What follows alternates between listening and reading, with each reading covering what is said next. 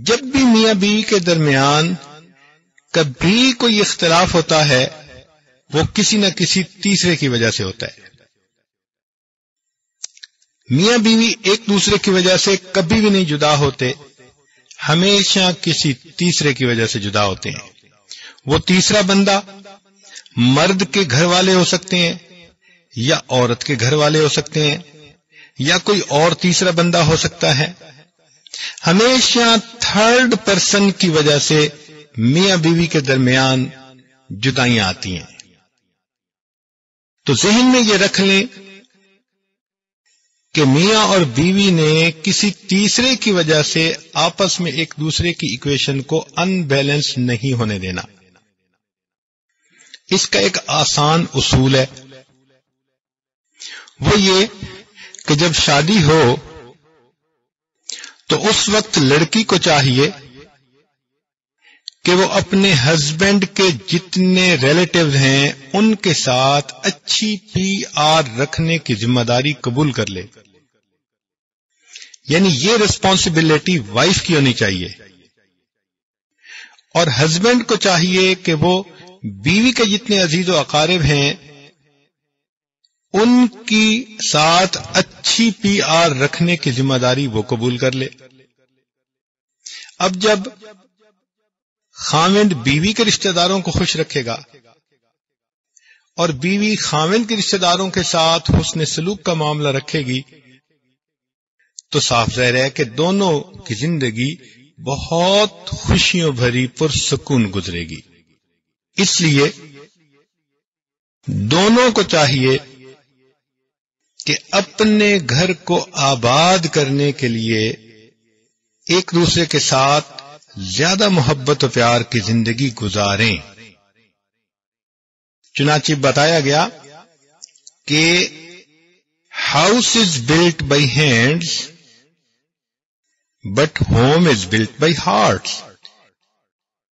جب اینٹیں جڑتی ہیں تو مکان بن جاتے ہیں، اور جب دل آپس میں جڑتے ہیں تو گھر آباد ہو جاتے ہیں.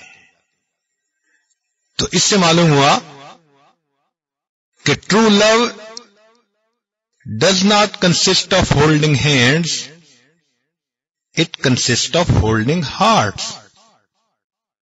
تو اصل میں یہ جو شادی کا ایک یعنی رشتہ ہے یہ دلوں کا ایک دوسرے کے ساتھ جڑ جانا ہے. اسی لیے بعض علماء نے لکھا ہے کہ اللہ تعالی نے اما حوا کو آدم علیہ السلام کی پسلی سے پیدا کیا. سر سے پیدا اس لیے نہیں کیا کہ کہیں سر پہ نہ بٹھا دیا جائے، پاؤں سے پیدا اس لیے نہیں کیا کہ اس کو پاؤں کی جوتی نہ بنا لیا جائے، پسلی سے اس لیے پیدا کیا کہ اس کو محبت سے اپنے دل کے قریب رکھا جائے. تو جب میاں بیوی دونوں محبت و پیار کی زندگی گزارتے ہیں تو یقیناً گھر کے اندر سکون ہوتا ہے. شادی کا ایک مقصد ہوتا ہے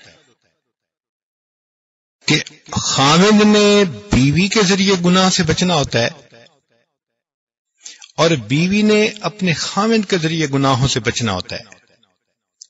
جب دونوں ایک دوسرے کے ذریعے گناہوں سے بچیں گے تو ان کو اللہ کا قرب ملے گا،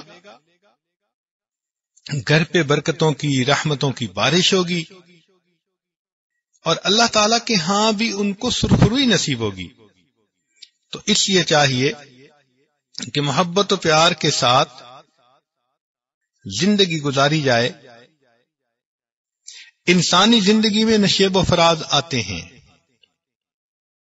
مگر کامیاب زندگی ان کو نصیب ہوتی ہے جن کے اندر تحمل مزاجی ہوتی ہے. تحمل مزاجی کہتے ہیں پیشنس کو،